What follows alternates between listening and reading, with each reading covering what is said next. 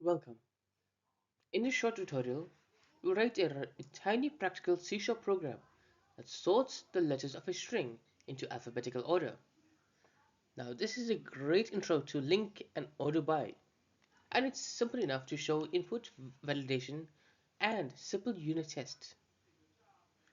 We'll handle null safely, demonstrate both a direct return helper and a try pattern variant, and we'll also show example outputs so you can follow along. This problem is straightforward. We extract the characters, we sort them, and join them back.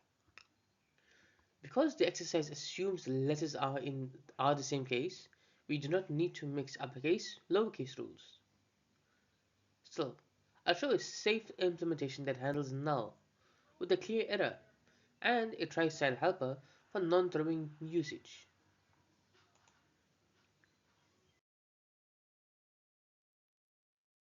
Here's the full clean implementation.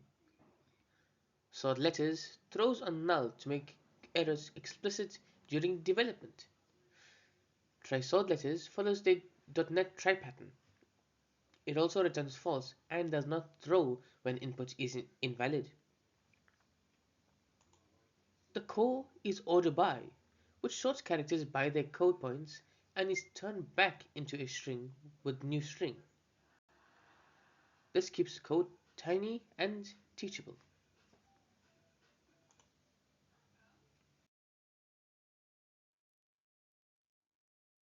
This pipeline is trivial. Validate, sort, and rebuild. Sorting is big O n log n with order by, and memory usage is just big O n because we allocate a character array for the result. This is perfectly fine for typical string sizes in beginner exercises.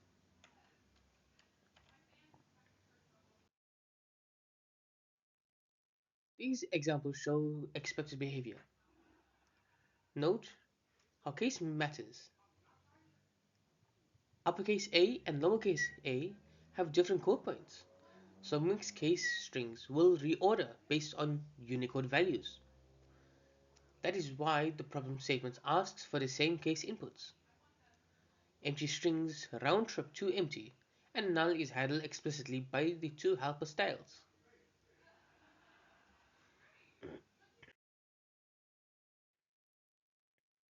The small helper is handy for text normalization or for letting users view letters in sorted order.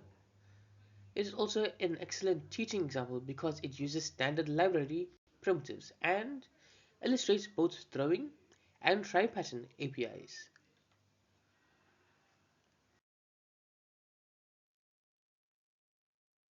So, we've covered a concise, robust C# solution to sort letters into a string. The implementation is short, idiomatic, and easy to test. Use the throwing variant when you want explicit error reporting during development. Or you could also use the try-style helper for safer runtime use. Thanks, and happy coding. Thank you for watching.